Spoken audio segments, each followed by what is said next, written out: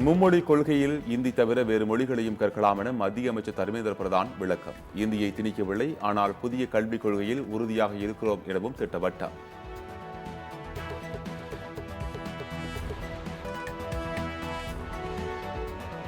கோடைக்கால மின் தேவையை சமாளிக்க வெளிச்சந்தையில் மின்சாரம் வாங்க அனுமதி. தமிழ்நாடு மின் வாரியத்திற்கு மின்சார ஒழுங்குமுறை ஆணையம் அனுமதி அளித்தது.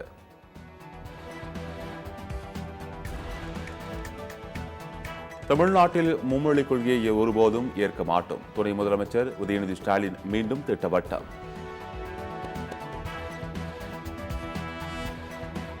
உடல்நலக்குறைவு காரணமாக நீர்வளத்துறை அமைச்சர் துரைமுருகன் மருத்துவமனையில் அனுமதி. முதலமைச்சர் துணை முதலமைச்சர் நலம் விசாரித்தனர்.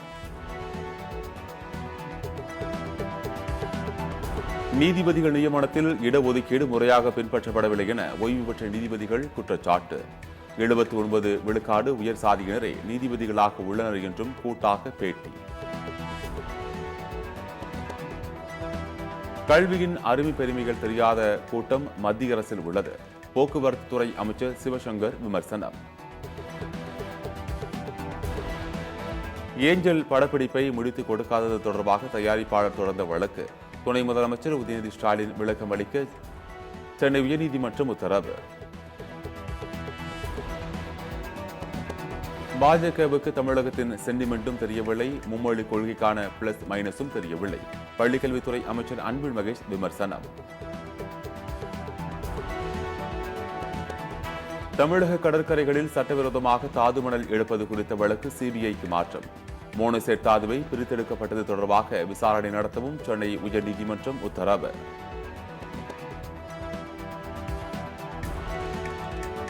தாது மணல் கொள்ளை தொடர்பான வழக்கில் உயர்நீதிமன்றம் அதிரடி. உரிமை தொகை 5832 கோடியை நிறுவனங்களிடமிருந்து வசூலிக்க உத்தரவு. தமிழ்நாட்டிற்கு நிதி தர முடியாது என்றால் அதன் விளைவுகள் மோசமானதாக இருக்கும். கனிமொழி எம்பி எச்சரிக்கை.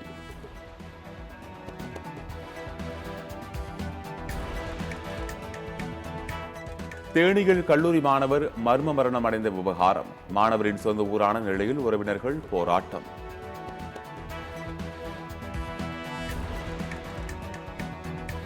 பெரியார் குறித்த சர்ச்சை பேச்சு தொடர்பாக சீமான் ஆஜராகாத விவகாரம். நாம் தமிழர் கட்சி வழக்கறிஞர் ராணிப்பேட்டை காவல் நிலையத்தில் விளக்கம்.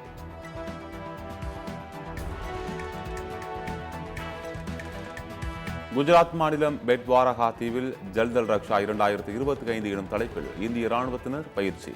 மேற்கு கடற்கரையோர பகுதிகளில் கடலோர பாதுகாப்பை வலுப்படுத்தும் வகையில் நடவடிக்கை.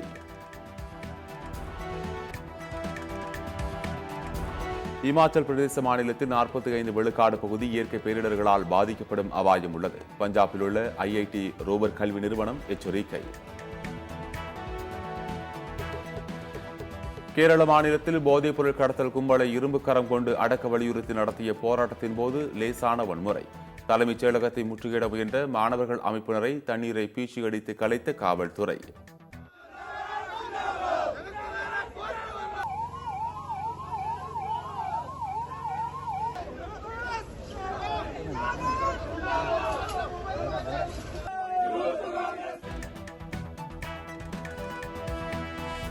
இலங்கை நீர்வீழ்ச்சி பகுதியில் மூழ்கிய இளைஞர் மீட்பு. மலேசிய நாட்டைச் சேர்ந்த சுற்றுலா பயணி துரிதமாக செயல்பட்டு காப்பாற்றினார். மொரிசியஸ் முன்னாள் பிரதமர் பிரவிந்த் ஜக்நாத் கைது. ஊழல் வழக்கில் கைது நடவடிக்கை.